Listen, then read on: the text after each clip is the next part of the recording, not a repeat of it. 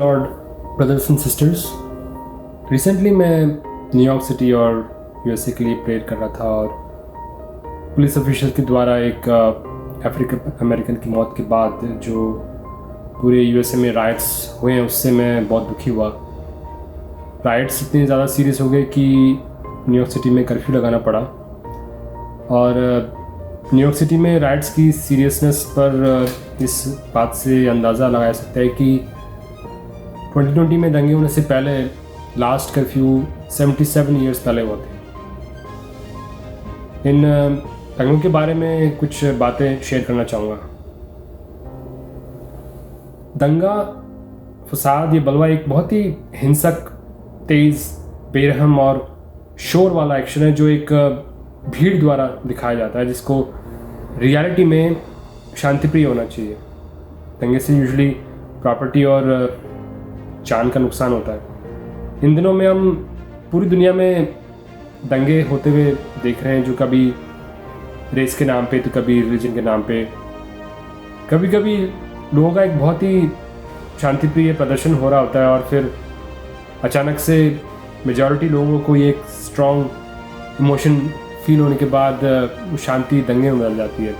और जो लोग ये दंगा कर रहे होते हैं वो मानते हैं कि वो सही है और अपने इमोशंस को पैशनेटली एक्सप्रेस करते हैं, लेकिन क्या वो लोग सही हैं?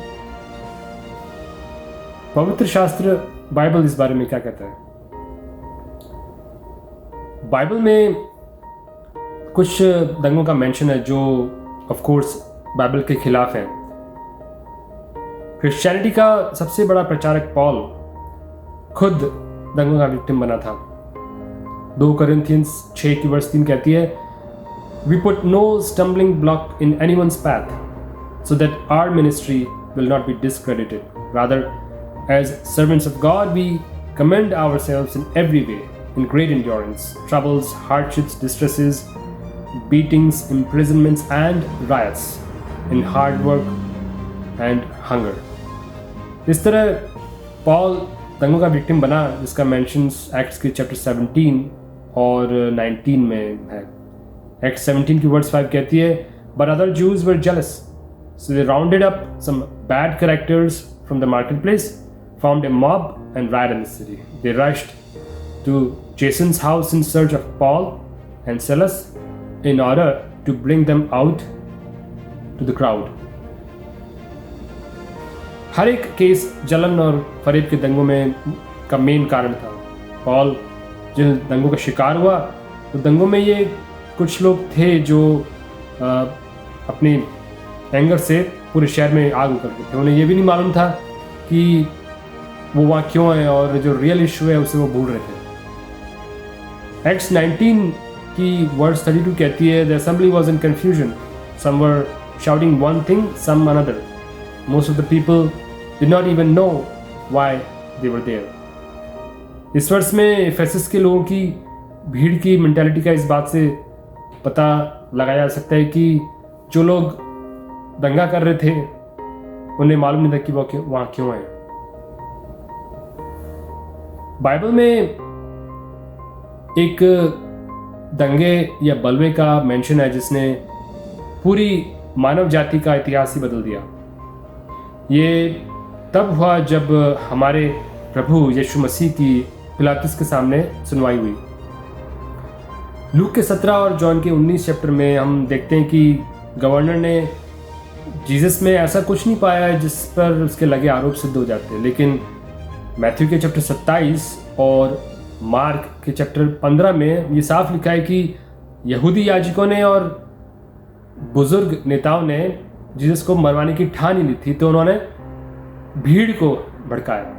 मैथ्यू 27 की वर्स 20 यही कहती है कि but the chief priest and the elders persuaded the crowd to ask for Barabbas and to have Jesus executed. तो उस भीड़ में ज़्यादातर लोगों ने जीसस के मिरेकल्स को देखा था, जीसस को पढ़ाते हुए सुना था और जीसस के द्वारा चंगे भी हो चुके थे, लेकिन नेताओं के प्रभाव में आकर जीसस के अगेंस्ट हो गए। सेम लोग जो थोड़े दिन पहले होजाना होजाना कहकर चिल्ला रहे थे, अभी वो चिल्ला रहे थे कि इसे क्रूस पे चढ़ा दो, इसे क्रूस पे चढ़ा दो। ज़्यादातर लोग एक दंगे जो भड़काने वाले व्यक्ति से होते हैं, जो जिसका कोई एजेंडा होता है, ऊपर ऊपर से ऐसा दिखता है कि एक भीड़ है और इसमें अचानक से दंगे हो गए, लेकिन अगर बारीकी से देखा जाए तो पर्दे के पीछे लोग भीड़ को भड़काते हैं। जिन लोगों को इन दंगों से फ़ायदा होता है वो लोग भड़काने वाले भाषण, बहुत ही बड़ी चढ़ी डिटेल्स और कुछ प्रभावशाली व्यक्तियों के साथ मिलकर ऐसा प्रेटेंड करते हैं कि दंगे अचानक से हो गए। कहने का मतलब है कि जो लोग दंगों में चालें यूज़ करते हैं वो सेम चालें याजकों और नेताओं ने जीसस के टाइम पर करी थी।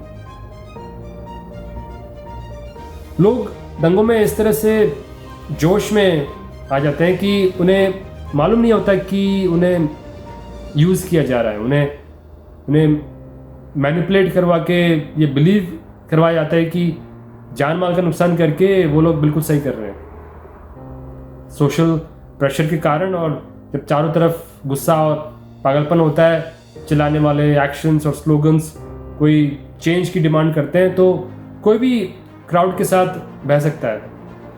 ये बात इंटरेस्टिंग है और जानने की कि जिन लोगों ने क्रूज़ को चढ़ाने की डिमांड करी थी, उन लोगों को कुछ टाइम के बाद बातें ठंडी होने पर उनको पछताना पड़ा।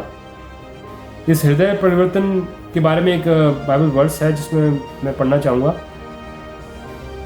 लूक की 23 की वर्स 47 ये कहती है कि the Centurion seeing what had happened praised God and said surely this was a righteous man। दंगों का होना कानून की एब्सेंस को दर्शाता है। बाइबल इस लॉलेसनेस को कंडेम करती है। अगर दंगे करने वालों के पीछे सही उद्देश्य है, फिर भी वो इसको सिंफुल वे में करके एक्चुअली सिन कर रहे हैं। 1 जॉन 3 की वर्स 4 ये कहती है कि everyone who sins breaks the law. In fact, sin is lawlessness। Acts chapter 19 की वर्स 14 में ये लिखा है कि एफेसस के क्लर्क ने उनको एफेसस के दगाएं को रिमाइंडर दिया कि कोर्ट्स खुले हैं, अगर उन्हें मैटर सॉल्व करना है तो लीगली करना पड़ेगा। कानून को अपने हाथ में लेने का मतलब है कि या तो आप कानून के लिए एक्सेप्शन है, या आपके लिए कानून के सामने कोई कानून की कोई नाम की कोई चीज़ ही नहीं है। सो एक्चुअली क्या होता है कि एक लॉ को फॉलो करने वाले नॉर्मल आदमी गुस्से और पागलपन से इन्फ्लुएंस हो जाता है और वो लॉ को तोड़ने की सोच लेता है। वो जान माल का नुकसान पहुंचाता है और पब्लिक ट्रांसपोर्टेशन होती है उसमें बाधा डालता है, जो इनोसेंट में पास में खड़े हुए लोग हैं उन्हें नुकसान पहुंचाता है, और पुलिस का टाइम वेस्ट करता है, जो पुलिस अपना केस ज़्यादा इंपॉर्टेंट केस में अपना टाइम लगा सकती है। रोमन्स 13 की वर्स एक कहती है, let everyone be subject to the governing authorities for there is no authority except that which God has established. The authorities that exist have been established by God. Consequently, whoever rebels against the authority rebels against God. तो दंगा करने वाले अपने आप को law के ऊपर रखते हैं, जो एक पाप है।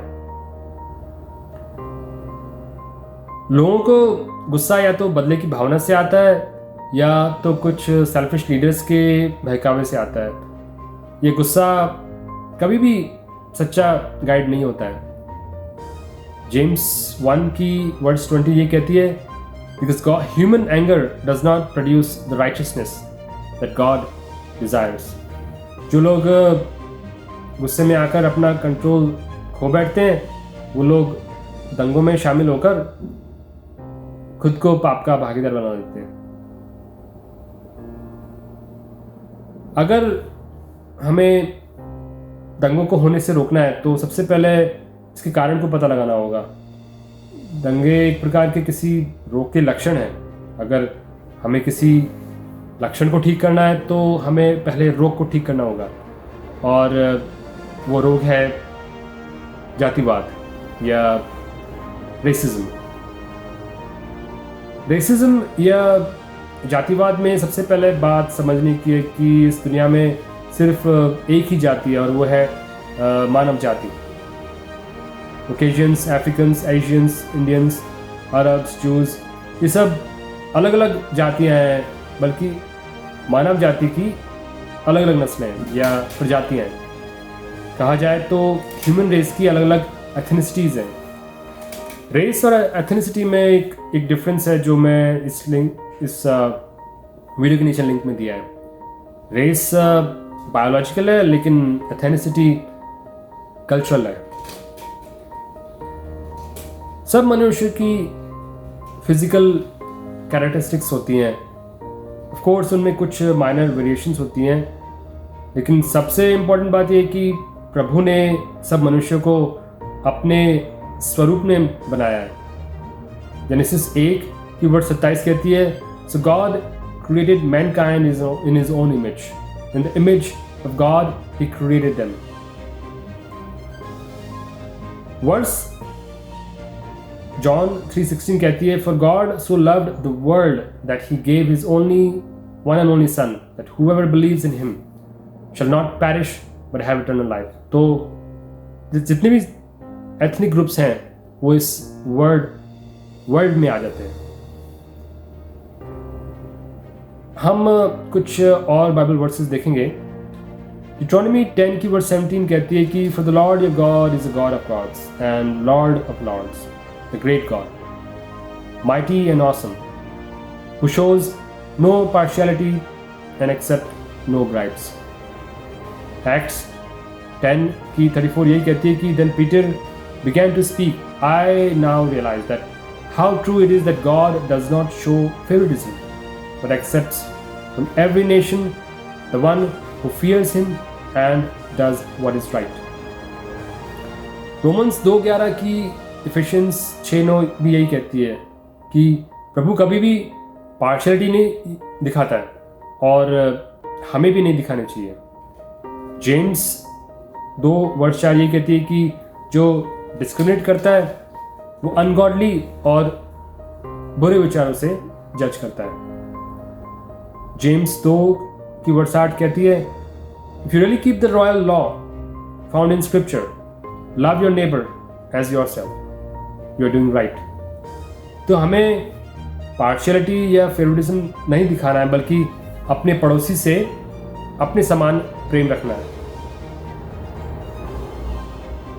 ओल्ड टेस्टामेंट में प्रभु ने मानव जाति को 2 भागों में डिवाइड किया था, यहूदी और गैर यहूदी। प्रभु की कुछ इच्छा थी कि याजकों का राज्य यहूदियों के पास और बाकी का गैर यहूदी उनको मिनिस्टर करें, लेकिन हुआ ऐसा कि यहूदी लोग थोड़ा प्राउड हो गए और गैर यहूदियों को तुच्छ समझने लगे। प्रभु यीशु मसीह ने इसको ख़त्म किया और हॉस्टिलिटी की दीवार को तोड़ दी।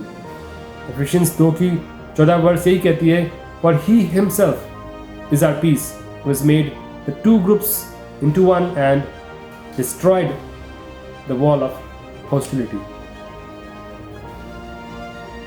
जॉन 13 की वर्स 34 कहती है, a new command I have given you, love one another as I loved you, so you must love one another. अगर प्रभु इम्पार्शियल है और हमें इम्पार्शियली प्रेम करता है, तो हमें भी एक दूसरे से उसी हाई स्टैंडर्ड से प्रेम रखना है। मैथ्यू 25 की वर्स 40 भी यही कहती है कि truly I tell you, whatever you did for one of the least of these brothers and sisters of mine, you did for me. यदि हम किसी को घृणा से ट्रीट करते हैं तो हम प्रभु के स्वरूप को मिसट्रीट कर रहे हैं, क्योंकि प्रभु ने सब मनुष्यों को अपनी इमेज में बनाया है। हम उसे हर्ट कर रहे हैं जिसे प्रभु प्यार करता है और जिसके लिए जीसस मारा गया। हजारों सालों से जातिवाद मनुष्य जाति के ऊपर एक श्राप है। जो भी रेसिज्म और डिस्क्रिमिनेशन का विक्टिम होता है उसे माफ़ करना चाहिए। एफिशियंस 4 की वर्स 32 यही कहती है कि be kind and compassionate to one another, forgiving each other just as in Christ God forgave you।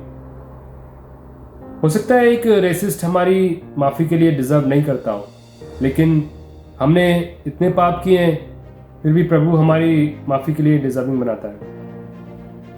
और जो भी रेसिज्म और डिस्क्रिमिनेशन करते हैं उन्हें तौबा करनी चाहिए।